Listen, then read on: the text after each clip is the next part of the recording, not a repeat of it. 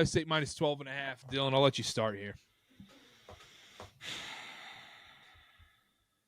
So I'll preface this by saying no one in the country, no one in the world has been more right about Indiana than I have. There's nobody. And I said in the Big Ten preview show, well, they were my underrated team. They were my best bet. I said, hey, look out. Ohio State's going to find themselves in a really sneaky spot here, looking ahead to Michigan, which is not much of a look ahead now, against this Indiana team coming off of a bye, and it's going to be a tough spot. Here's what I want to say during this discussion, because I already know what Karter's going to say. Indiana hasn't played anybody. So can we get that out of the way? I know Indiana has not played anybody. We've done that song and dance. We've done the song and dance. I know they haven't played anybody. So all the stats I'm going to read off, Indiana has not played anybody. I'm afraid I'm going to need verbal confirmation from Karter before I move on. It's like you're asking me if I can sit in an emergency exit row, and I say I'll help out in an emergency, but I definitely am like, dude, if that happens, y'all are screwed. Makes me feel so much better when there's like an obese, like 75-year-old sitting in the exit row, and it's like, will you aid in the need of an emergency? And it's like, I feel great about this. Yes. Yes, of course. That's a great analogy. Indiana has the 106th strength of schedule, according to ESPN. Their first game against a pro-level defense, they struggled, right? And I understand we can say whatever we want about Michigan. There are 3 NFL-caliber players on that defensive line. No Will Johnson, sure, in the backfield. But they struggled against their first test against big boys, is what I'll say. But Ohio State has struggled with teams worse than Michigan. They struggled with Nebraska. They struggled, I understand it was for a quarter. They struggled against Northwestern last week. I think the key to this game, you know what? Position groups. We're going to position groups. He's delaying the inevitable. Quarterback, Indiana. Running back, Ohio State. No, now why are we laughing? No, I'm just ready for this. That's all. Okay, all right. Excited. Wide receiver, Indiana, small edge. Very small Whoa, edge. No, Very small edge. No, you're done. Very small edge. Done. Okay. No, not small edge, no. Okay. No, you give me the reasoning. I'm guessing Ohio State skill position players, 2 heads and shoulders above Indiana's. Come on. I gave you running backs. Yeah, I'll give you running backs. Their running backs are better. You said than their Indiana's. running backs suck. I don't think they're as good as everybody makes them out to be. They've been better the last few weeks. No. Last few weeks they turned it around. No, I'm taking Ohio State's wide receivers. Mm-hmm. Okay, give me a second. Actually, no, let's keep going. I disagree with you. I'm not going to get out the stats, but I'm telling you I'm not pulling this out of my butt. You get Jeremiah Smith, 84, 85 rated, but then you have Egbuka, 70-something, and then Carnell Tate. It's not.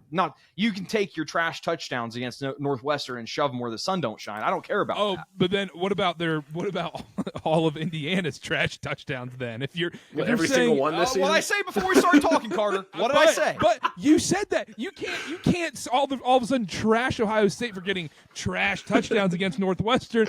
All of Indiana's touchdowns are against Northwestern. PFF grades adjust for opponent. So whether you want to sit here and say they played a bad or good team, they adjust for that. So all right, PFF and Ken Palm on a neutral field. What's the line? Oh, PFF by a billion. Oh, give me Ken Palm. Give me Ken Palm. I got money on Ken Palm. I should have had this game pulled up. I can't even find. Oh, there it is. Okay, hold on a second. I have it pulled up right here. I'm looking at the same PFF grades you are. Okay, so Carnell Tate said, let's look at. Yeah, I got 278 guys right here for Indiana, and then you have Cross at a 66. You have Jeremiah Smith, and then you got Tate at a 70 and Egbuka. I'm not sitting here and saying they're miles better, but Indiana, it's not like that Ohio State's guys are just blowing Indiana's out of the water. You're not going to. If you're talking about talent on each side, I think they kind of are. Yeah. All right, we'll see. Keep going. Offensive line, Indiana. Ohio State's banged up. Still banged up. Defensive line, Ohio State. Secondary, Ohio State. I'll give them their credit there.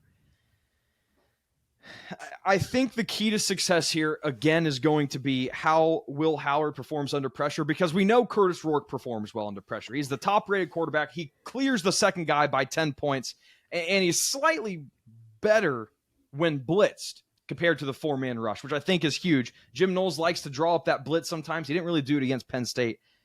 Will Howard, an abysmal 53 PFF rating when pressured, and Indiana has the 4th best pass rush unit. I think that's a big point going here for Indiana. If they can pressure Will Howard, make him make some bad decisions. We've seen what happened. Nebraska was a game that comes to mind where they were able to get pressure. The closest defensive unit Ohio State has played to Indiana, I would say, is Oregon, which they were able to. I mean, Will Howard had a heck of a day. I was proven wrong. But Ohio State still had their starting left tackle against Oregon. And I think that's a huge part here. He is no longer with them. He's injured. I think it's What about very against hard. Penn State? What was that? Was he playing against Penn State? No, he wasn't. Okay. So it's tough here. Normally I come into these games thinking, I did think Oregon was going to blow out Ohio State. I did think that Penn State was going to beat Ohio State. I can't do it here. I think Ohio State wins. I don't think they blow them out. I think it's a touchdown game, but I think Ohio State wins. I think the key player to look out for here is Chase McLaughlin. The 2 games that have been close, Chase McLaughlin has graded out sub 50, and if he has a poor game, I think maybe that's how Indiana gets it done. If they can get to Will Howard, I just don't know. I'm not as confident about this one. If I had to take a side, I would take Indiana in the points. I can't take Indiana to win. I hate it. We're going to get no views. Okay, if you think the position groups and everything is a lot closer than it is, why is this a 12.5-point spread? I think people still doubt Indiana. I think they're better. I don't think they should be a 12-point underdog. I've already taken them. I got a bad number, 10.5. So you think Vegas is wrong? Oh, I think Vegas is wrong 25 times a week. Hey, if you check my bet slips, you'd be astonished to see how much I think Vegas is wrong. Well, you didn't think that with BYU. Anyways. Well, don't even get me started there. You guys don't even know where Vegas is. And they shouldn't, Dylan. Yeah, right. They shouldn't. I shouldn't either.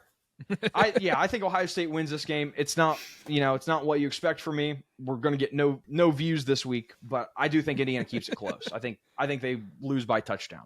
So Ohio State wins 10-9? I actually think this will be a high scoring game.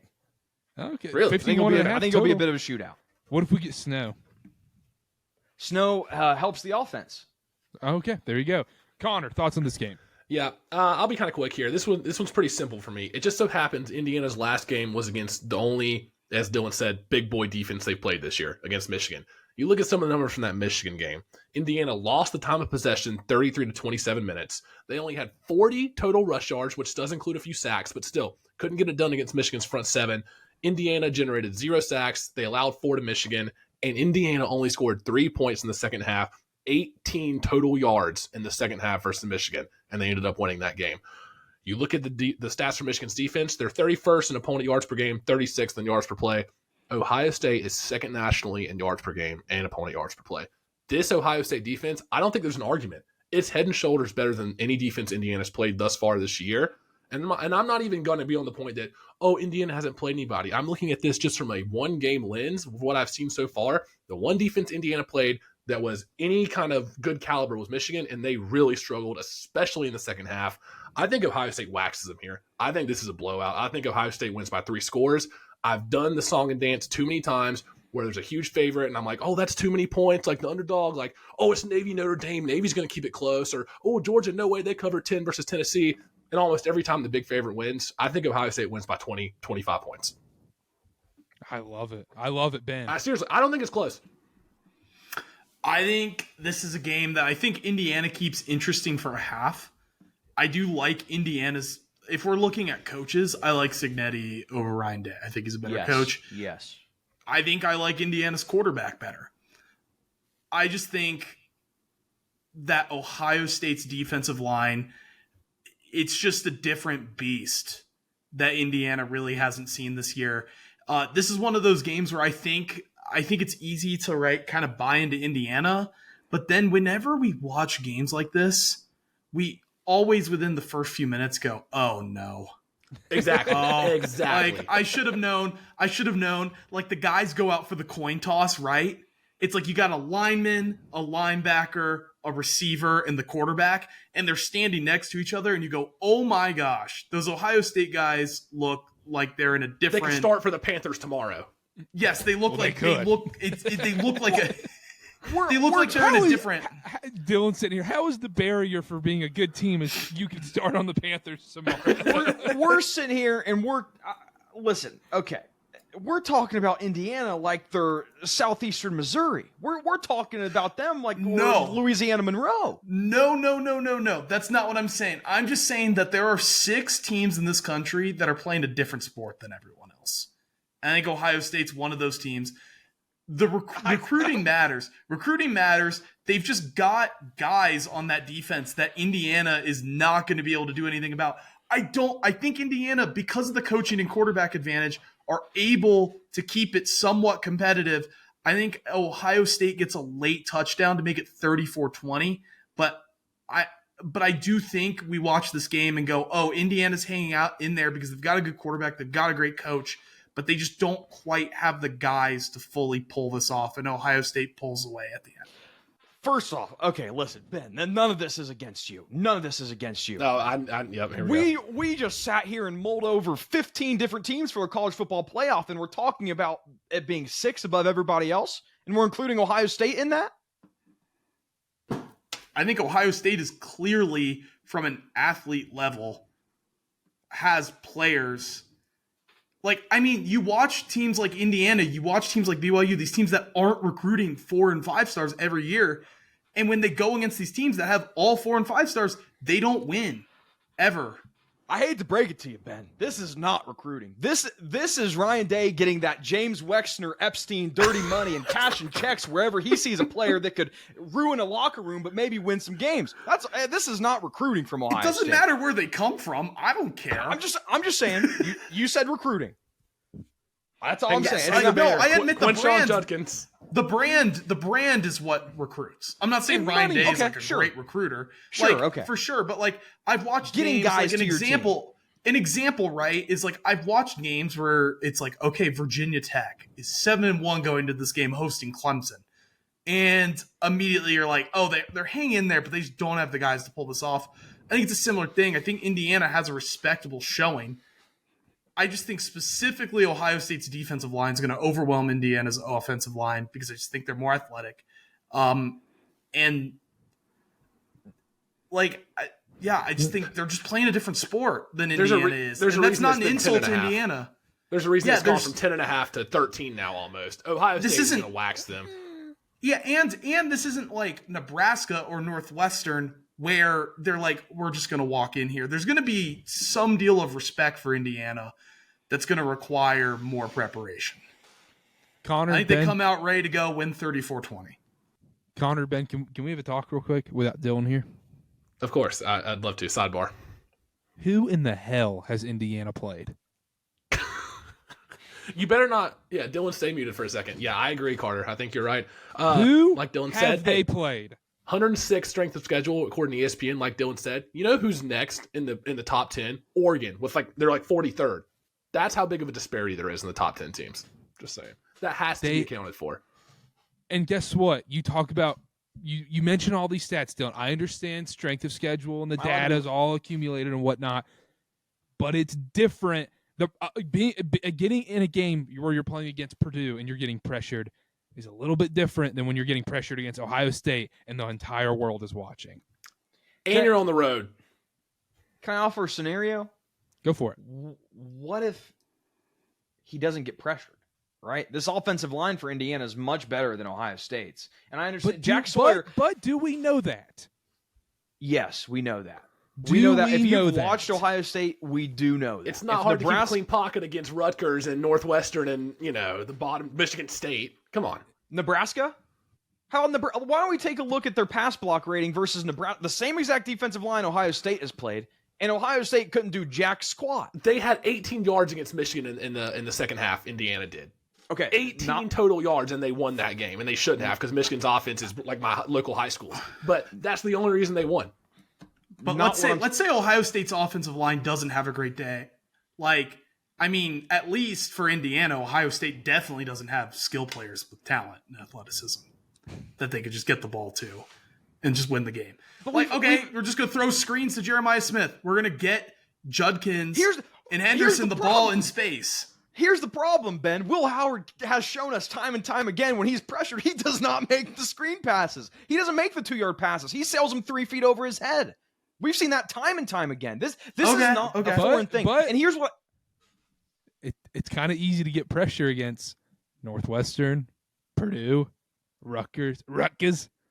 Hey, you know what, Karter? I don't think Indiana's played anybody. Can we talk about that for a second? I don't think so either. This is great. Oh, this is great. This is elite stuff. Can we not entertain a world where this is second or third best team that Ohio State has played? Oregon by far being number one. And then I think Penn State and Indiana are interchangeable. For the Oregon game, Jack Sawyer on a milk carton did absolutely nothing. There's no world where that happens again. This is the second or third best offensive line that they're going to have played. Wait, what happened in the Penn State game? I don't know his pressure numbers off the top of my head. Okay. Do you? No, I don't. I'm just asking you because Ohio State you're pinpointing to a one-game sample size. You like that, huh? Karter, does Penn State have more or less talent than Indiana? I don't know. I to be honest, I don't know. Like, I would think so if you look at a 24/7 composite. Shout out Adam Stenko. If you look at a 24/7 sports composite recruiting rankings, I would assume so. But I really can't tell you because we haven't seen this team play anybody.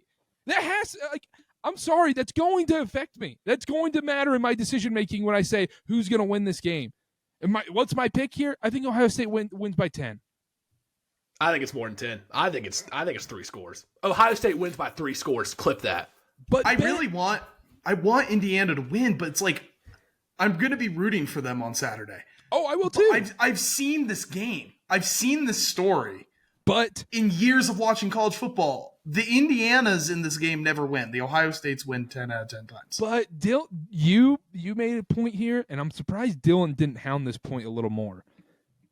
Curtis Ignetti's a better coach than Ryan Day. Oh, 100%. It's not even close. And I agree. What happens if this game is tight, 20-20, 2 minutes left? Who do you trust? Genuinely, who do you trust in this spot? I don't think there's a right answer here. Oh, well, Cignetti's only been coaching against, JMU's opponents and Purdue's and Northwestern's. He hasn't coached against a team like Ohio State, so I don't know why we're even coming to this conclusion. But genuinely, they haven't played anybody. Dylan, you look at the quarterback situation. Who do you trust with 2 minutes left, tie ball game? I think that's an interesting point here. That's very easy. We've seen it with Will Howard. Right, and that's what I said. Those are the two things working in Indiana's favor specifically. I think everything else is shifted in Ohio State's favor, but I do think with Indiana, if you're going to pick Indiana to win this game, to keep it close, it's the coach, it's the quarterback having advantages there. I know that's massive. I know Dylan's going, well, yes, the quarterback head coach combo being better is massive, but I just think the athletic and talent discrepancy everywhere else is going to be an issue. For this to even be close, Will Howard has to have 3 or 4 turnovers. That's the only way this is a single-digit game. How do you explain the Nebraska game that was close with 1 or 2 turnovers? Like you can't, and you're not going to tell me that Nebraska's better than Indiana. No, I would never do that. So why would it take 3 or 4 turnovers? Well, no, I'm kidding. Talk about head-to-head matchups. Here's the deal. You know what? You guys have made me mad. Halfback dive. Dylan, just run the halfback dive. Run a halfback dive. Quarterback sneak through the tackles. Indiana wins. They beat Ohio State. I can't. You don't believe it. But you don't believe it. Indiana, that's not no. But Nebraska, it was close. But has Indiana beaten a team like Colorado? I'm kidding. I'm just being a jerk at this point. Coming up next. Real quick, I guess there's one point here. Dylan, you like to use this, like look ahead spots. Or Ohio State coming off a bye with a look ahead to Penn State when they played Nebraska. So should we put that much stock into that Nebraska game? What? Ohio State had a look-ahead spot to Penn State when they played Nebraska.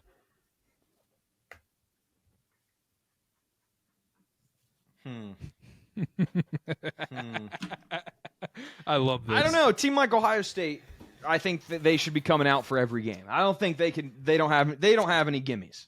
Oh, but Michigan, No one's brought up Michigan. Everybody's you're like the commenters. Michigan's so bad. Buddy, I didn't bring up Michigan. Look at that guy's flag in the background. Of course he'd say that. Oh, that was so fun. All right, score predictions, Dylan. Indiana 33, Ohio State 30. I have. You to. don't believe that? I believe it. I do. No, you it. don't. I've sat here and listen. I've sat here and I've looked at this PFF chart of Indiana offense versus Ohio State defense, and I've convinced myself. Connor. Ohio State 31, Indiana 13. I don't think it's close. I think we know from the first quarter what's going to happen. Ben. Ohio State 34-20. I'm going to go Ohio State 35, Indiana 23. Just a weird score. Looks like a safety or something weird. I think it's too high scoring. You're giving it. I think Indiana's going to struggle to move the ball. I think Ohio State gets out early and then Indiana gets some garbage points. I don't believe it. Ohio State 24, Indiana 21. Okay, there's the real answer.